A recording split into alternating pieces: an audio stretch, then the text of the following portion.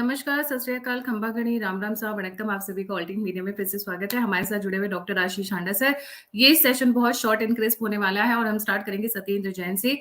सत्येंद्र जैन इस वक्त तिहाड़ जेल में, उनका खास ख्याल रखा जा रहा है। लगता है अरविंद केजरीवाल ने मेक श्योर किया कि भाई पूरी वीआईपी ट्रीटमेंट मिले। पहले वो एक वीडियो वायरल हुआ था जिसमें वो प्रॉपर मसाज करा रहे थे, लेफ्ट राइट सेंटर, पता नहीं कहाँ कहाँ की और कैसी कैसी। पर अभी दूसरी न्यूज आई है जो और भी इंटरेस्टिंग है। जी आशीष sir, let's start. Gayatri ji, आपको और आपके सभी दर्शकों को मेरा और डॉक्टर आशीष का प्यार भरा नमस्कार।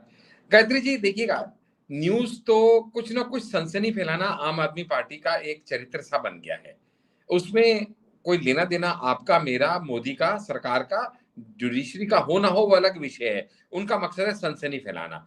सत्येंद्र जैन जी, अब उनकी तबीयत खराब हुई। वो भी कैसे हुई? बाथरूम में उनका पैर स्लिप हो गया जिसकी वजह से वो गिर गए। अच्छा, गिर गए तो उनको दीनदयाल उपाध्याय हॉस्पिटल लेके जाया गया।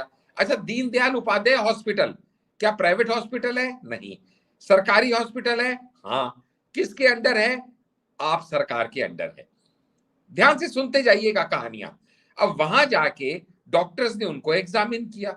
एग्जामिन करने के बाद उन्हें लगा कि भैया ये तो बहुत बड़ा कोई मिनिस्टर हैं और आपके खास नेता हैं, तो हम कोई पंगा नहीं ले सकते, सेकंड ओपिनियन लेना उचित लगा उन्हें। ठीक है, डॉक्टर्स की अपनी ओपिनियन है, तो उनको कहाँ रेफर कर दिया गया? सफदरजंग रेफर कर दिया गया। अब सफदरजंग के डॉक्टर्स ने उनको देखा, पुलिस उनको वहां लेके गई, ओपीडी में उनको देखा। सफदरजंग फिर से सरकारी अस्पताल है। अगर वहां के डॉक्टर्स को कुछ इमरजेंसी लगी होती तो उन्हें भी पता है जो व्यक्ति को वो एग्जामिन कर रहे हैं वो सत्येंद्र जैन है, एक्स मिनिस्टर है, आम आदमी पार्टी का खास व्यक्ति है। इतना सबको पता चल जाता है, हवा बन जाती है। जो नया आदमी भी आया हो ना कि अरे मिनिस्टर साहब आ गए, मिनिस्टर साहब आ गए, अगर उन्हें जरा सा भी कुछ शुबा लगता तो वो क्या करते? उनको एडमिट करते, उनका ट्रीटमेंट करते। लेकिन उन्होंने ओपीडी से उनको डिस्चार्ज कर दिया और डिस्चार्ज करके पुलिस उनको वापस प्रिजन में लेके आ गई। अब इस सब के बाद आम आदमी पार्टी कहती है कि 3 मई को एमआरआई हुआ था सत्येंद्र जैन जी का। और ध्यान से सुनने वाली बात है, सत्येंद्र जैन जी के फिजिशियन ने यह कहा है कि उनको अर्जेंटली स्पाइनल सर्जरी की जरूरत है और उसके बाद भी बहुत अच्छी पोस्ट सर्जिकल केयर की जरूरत है। तो क्या ये संविधान सत्येंद्र जी के डॉक्टर के हिसाब से चलेगा, उसकी ओपिनियन से चलेगा, या सरकारी अस्पतालों के डॉक्टर्स की ओपिनियन से चलेगा? ये जो स्पेशल ट्रीटमेंट लेने का उनका शौक है ना, वो अभी भी खत्म नहीं हुआ है। आप एक प्रिजनर हैं, डीजी प्रिजन आपके हिसाब से नियुक्त होता है, प्रिजन आपकी मिनिस्ट्री के अंडर आते हैं, और अब आप सरकारी अस्पताल में जा रहे हैं तो सारे दिल्ली के सरकारी अस्पताल भी आपके अंडर आते हैं। आप ही का जेल, आप ही का अस्पताल और उस जेल में डालने वाला भारत का न्यायालय, इस सब के अंदर बीजेपी कहीं आती है? ईडी, सीबीआई, इंडिपेंडेंट एजेंसीज जिन्होंने कोर्ट में केस डाला, यानी कहीं पे बीजेपी का कोई लेना देना नहीं। लेकिन इसके बावजूद इस तरह के शब्द इस्तेमाल करना कि बीजेपी हमको प्रताड़ित कर रही है, हमारे नेता को मरवाना चाहती है क्या, और इस तरह की अभद्र सोच रखना, और फिर उस अभद्र सोच को, इस छोटी सोच को ऐसी अभद्र भाषा में लोगों के बीच में एक विक्टिम कार्ड प्ले करते हुए इस तरह से रखना, मुझे लगता है संविधानिक पद पे बैठे लोगों को कदापि शोभा नहीं देता। गायत्री जी जी, यहाँ पर मैं एक चीज़ बताना चाहूँगी। सत्येंद्र जैन जी का वो जब वीडियो वायरल हुआ था उसके बाद लगता है खाना-पीना थोड़ा चेंज हो गया है। उनका खास ख़्याल रखा जा रहा है तिहाड़ जेल में। उसके बाद में उनका 35 किलो वज़न घट गया। पता नहीं कितना ये सच है नहीं। अच्छा, अरविंद केजरीवाल उनसे मिलने गए या नहीं गए? क्योंकि उनके तो खास मित्र थे ना वो एक टाइम से। देखिएगा, आपने अब बड़ा ही एक सेंसिटिव इशू छेड़ दिया है। अरविंद केजरीवाल जी तो सिसोदिया को भी कहते थे कि भैया चिंता मत कर, तेरे परिवार का मैं ध्यान रखूंगा। हुआ क्या? उनके जेल में जाते ही उनको घर से बेघर कर दिया गया और उनका बंगला और किसी को दे दिया गया। यानी कहने का मतलब ये है कि ये सबको पता है कि जब भी आपके पास दो ऑप्शन हो कि या तो आप साथ वाले से साथ निभाइए और खुद भी दलदल में फंस जाइए, या जब पता चल जाए सामने वाला दलदल में फंस गया है तो जल्दी से जल्दी अपना हाथ छुड़ाइए और अपनी जान बचाइए। और इस सब में तो केजरीवाल जी माहिर ही दिखते हैं। वो तो देखने से पता चल रहा है कि पिछले कितने टाइम में कितनी बार वो मिलने गए, क्योंकि जब जब वो मिलने जाते 200 सिक्योरिटी पर्सन उनके आसपास चलते हैं। यानी कितनी ही गाड़ियों का कैवलकेड उनका चलता है। 50 लाख से ऊपर की गाड़ी में इस समय वो ट्रेवल करते हैं। लेकिन अगर वो गए होते तो डेफिनेटली वो न्यूज में भी आता और वो बाकी लोगों को भी पता चलता। लेकिन ऐसा कुछ कहीं चर्चा में नहीं है, जिससे ये क्लियरली एविडेंट है कि अभी उन्हें अपनी जान बचाने में ज्यादा इंटरेस्ट है, बजाय इसके कि जिसकी जान पता है अब अटकने ही वाली है, उससे तो पीछा छुड़ाने में ही ज्यादा समझदारी है। और जी, अरविंद आते हैं केजरीवाल जी सर। कितने समझदार हैं गायत्री जी, वो हम सब जानते हैं कि इतने कलाकार हैं वो, जो आज तक इंडियन पॉलिटिक्स में कोई नहीं हुआ कि पहला मुख्यमंत्री जिसने अपने पास बिल्कुल भी कोई पोर्टफोलियो नहीं रखा और किसी भी फाइल पे उनके साइन नहीं है। इससे पता चलता है कि वो कितने बड़े खिलाड़ी हैं, जो कि खुद को सबसे बड़ा खिलाड़ी समझने की गलती कर रहे हैं। जी। अच्छा सर, आते हैं आप मनीष सिसोदिया पे। मनीष सिसोदिया को सुनने में आ रहा है, हाय मुझे पीट दिया। ये कितना सच है? किसने पीटा, क्यों पीटा, कहाँ पीटा, कैसे पीटा? मुझे ये बताइए जरा। देखिएगा, ये मैंने कहा ना, इन लोगों का एक ही नैरेटिव सेट हो चुका है और वो है विक्टिम कार्ड प्ले करना, कि हम पॉलिटिकल वेंडेटा हम पे किया जा रहा है, हम तो भगत सिंह के चेले हैं, या ये शिक्षा मंत्रालय से जलते हैं, या स्वास्थ्य की उन्नति से इनको डर लगता है। कितनी बार आपने देखा होगा कि खुद मोदी जी का नाम लेके 99% इनके प्रवक्ता कहते हैं कि मोदी जी आपको आपसे इतना डर क्यों लगता है, मोदी जी आप अरविंद केजरीवाल से इतना घबराते क्यों हैं। क्योंकि उनके दिमाग में ये फीड कर दिया गया है कि अरविंद केजरीवाल का अगर कोई कंपटीटर है तो वो सिर्फ मोदी है। अरविंद केजरीवाल जी की महत्वाकांक्षा इतनी ऊंची है कि वो खुद को कहीं भी मोदी जी से कम नहीं समझते, जिसका सबूत ये है कि वाराणसी में भी वो किसके खिलाफ खड़े हुए थे, मोदी जी के खिलाफ खड़े होने का उन्होंने दुस्साहस किया था, याद होगा आपको। और उसके बाद उनका जो शीश महल है, जिसमें अभी लेटेस्ट ये चीजें निकल के आई हैं, ये तो सबको पता है कि 171 करोड़ उस पे उन्होंने रेनोवेशन पे खर्च कर दिए, जो सारे फैक्ट्स निकल के आ रहे हैं। लेकिन जो अभी लेटेस्ट रेनोवेशन निकल के आ रही हैं, वो ये कि जो आदमी कहता था 2 या 3 या 4 कमरों से बड़ा मुझे घर नहीं चाहिए, उनके घर के अंदर जी। 102 कमरे हैं। जी, इसलिए सर वो उनको पॉइंट सिर्फ नहीं एक करते हैं। नैरेटिव सेट करना है। जी, हम इस पॉइंट पे आते हैं कि इनको बोल रहे हैं, हाय मुझे मार दिया, हाय मुझे मार दिया। कहाँ मार दिया? उनको बचाते हुए लेकर जा रहे हैं। ये कोर्ट का सीन है। और ये जी कहानी क्या हुई है कि शायद इन्होंने कुछ ये ढीठपना दिखा रहे थे, बदतमीजी दिखा रहे थे, तो पुलिस वालों ने इनको कंधे के पीछे से, जैसे होता है ना, बैक पे रख के इनको खींचने की कोशिश की। इसी जी पूरे मीडिया में इन्होंने ये शोर मचाना शुरू कर दिया है कि मुझे दिल्ली पुलिस ने पीटा, मुझे दिल्ली पुलिस ने मारा, और ये नरेंद्र ये मोदी इन्हें गायत्री जी अच्छे से अहंकारी इन्हें है। पता है कि मारने पीटने के बाद सबसे पहली चीज होती है मेडिकल कराया जाता है।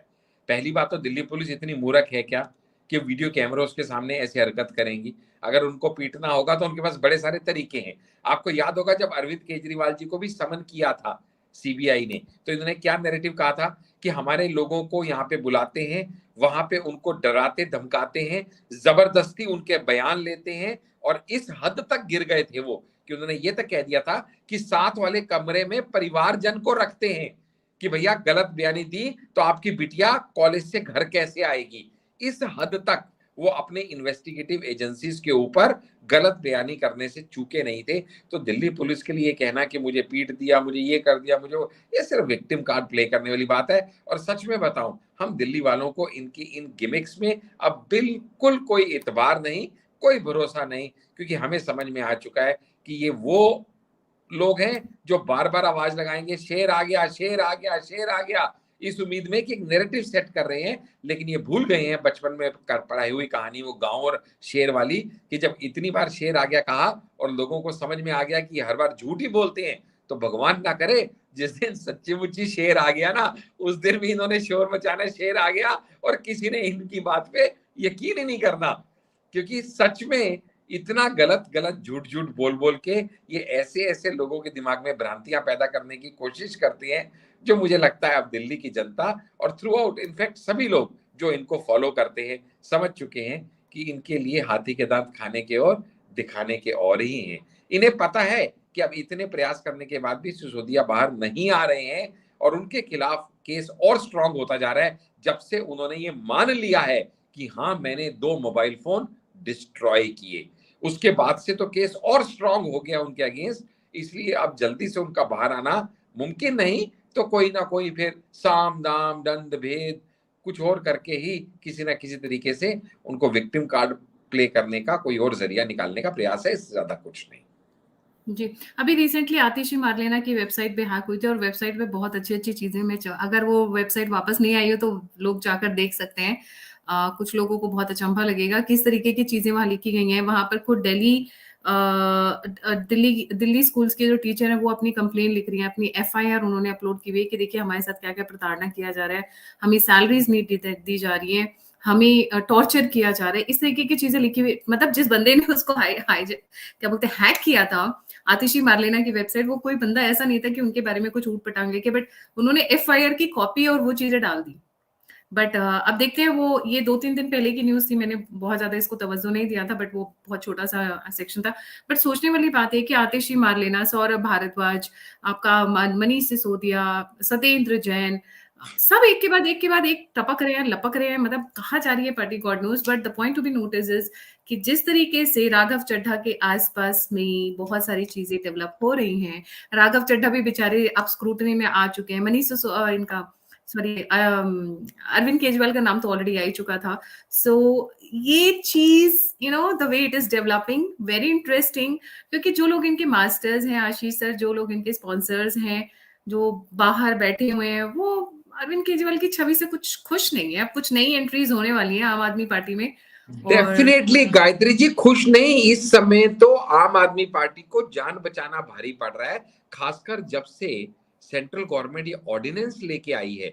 आपका भी मैंने वीडियो देखा, आपने बहुत शानदार वीडियो किया कि अरविंद केजरीवाल जी कहाँ दर दर भटकते फिर रहे हैं, क्योंकि इस समय वो उनकी मजबूरी हो चुकी है। और खासकर जो कल की रिसेंट डेवलपमेंट हुई है, जहां पे विजिलेंस डायरेक्टरेट ने उस ऑर्डिनेंस का वो क्या बोलना चाहिए ब्यौरा देते हुए या उसका रेफरेंस देते हुए दोबारा से स्पेशल सेक्रेटरी विजिलेंस को रीइंस्टेट कर दिया है, जो कि राजशेखर जी हैं, जिनको इन्होंने निकाल दिया था, जो कि विजिलेंस के स्पेशल सेक्रेटरी हैं, जो कि इनके शीश महल के ऊपर सारी रिपोर्ट बना के एलजी को दे रहे थे, जिन्होंने ये कहा था कि मुझे निकालते ही रात को मेरे से चोर चाबी से मेरे ऑफिस में घुस के मेरे दराजों से फाइलें निकाल के उसकी फोटोकॉपीज की गई हैं। ये एलिगेशन उन्होंने लगाई थी आम आदमी पार्टी पे, क्योंकि जिस तरह से उनको रातों रात निकाल दिया और उसी रात उनके ऑफिस का दरवाजा 2 बजे